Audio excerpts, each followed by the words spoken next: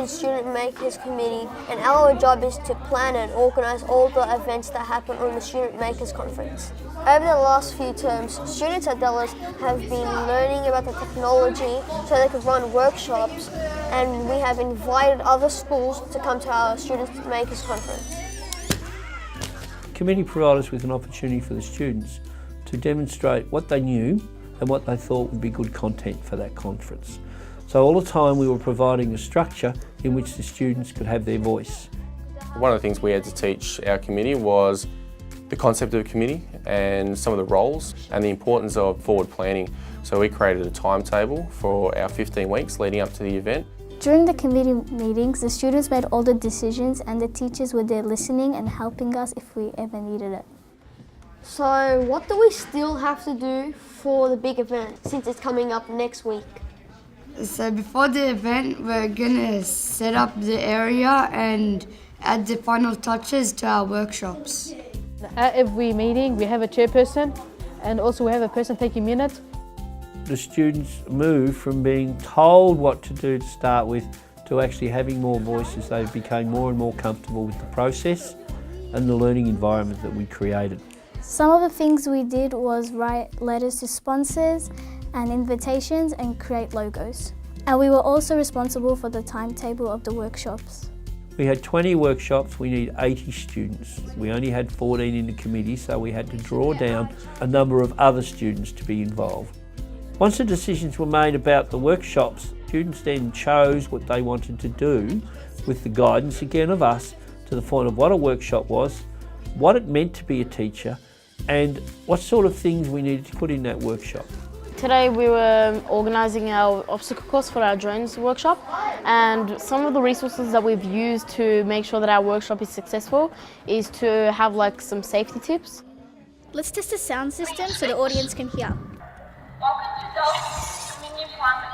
We're programming Meccano to make a speech, but at the moment it's not loud enough for all the students to be able to hear. We're working towards making it louder. I think it's important that students run their own workshop because they can develop their creativity and solve their own problems. Some of the technology the students were using was very exciting, but the learning behind it was a lot deeper. So students built into their challenge things like the use of estimation, the use of rotation and angles, the use of repetition for instructions, and some problem solving. To run an event like the Student Makers event requires the support of the administration team, the leadership team, as well as every classroom teacher involved, because it can be seen as disruptive at times. We needed to consult with teachers about timetables and content to ensure that language was covered, maths was covered when we took those children out of their classrooms. The delivery of the conference involved students being organised. All students were responsible for their own gear, they were responsible for their workshop space. Workshop presenters kept reinforcing the specific language of STEM, so some of our coding terms, some of our science terminology, so that the participating students really took away some of that knowledge to share back with students at their own school. My name is Lara, and today we're going to have a look at each circuit. It won't work because that is not conductive.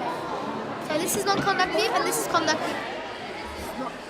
One of the things I've really found inspiring for today was the collaboration between students as they've been trying to solve problems and work on projects. And one of the great things too has been the input from the students from Dallas. I've watched throughout the day as they've become less hands-on and it's been more about the language of how they can support students in the activities to succeed. Good try, that was close. Let's try that again. I think some of my initial takeaways from today would be to use the bots in mathematics for teaching mathematical concepts. I believe this technology can be applied to scientific designs and drawings. It would make drawing on large scales so much easier for scientists in the future. I'm inspired by the students who are running this event.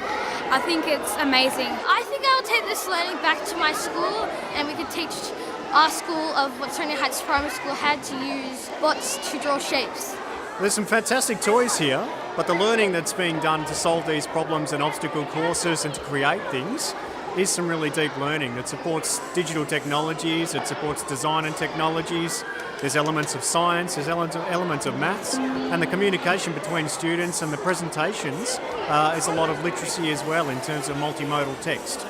The solving of problems goes through the iterative process of design technologies and digital technologies. The maths involving angles, speed, direction, timing as a true unit of inquiry. There's some really deep learning that can go on. Were the presenters speaking very clearly to you guys? Yeah? Did you understand all the instructions they've given you? So we really wanted our workshop presenters to improve their communication. At the start, when students are brainstorming, they thought communication was just going to be their oral speaking. After the conference, we asked them, what do you think communication is now? And they could really elaborate. Our communication was the videos that we prepared for the day. Our communication also included the written instructions that we provided, and our communication was being able to answer questions throughout the day. To be a good workshop leader, you're not really meant to boss them around and tell them what to do. First, you have to start with a simple basics, and then once you get to the challenge, you can expand their knowledge. I think that the most important thing was that teachers are now more inspired to use the newest technology in their classrooms because they saw kids using it. I was proud of how the workshop went and how the teachers and the students from the other schools wanted to learn more about the BB8 from us. The Student Makers event is more than just the day. It's about the process and the input that students have to make the day happen. It's about their ownership, it's about their ideas, it's about their knowledge and understanding, and it's about the students having a purpose for their learning. But what was most important was the process between the committee, the development of the workshops, and the final outcome and the satisfactions that students had when they finished. I was nervous the day before the conference because I was going to teach people that I have never met before. After the workshop, the students that I taught, they went off with a big smile on their face, and I felt really proud of myself because I thought I taught them something. The students participated in a real-life learning experience that provided them with an opportunity that our traditional classrooms couldn't.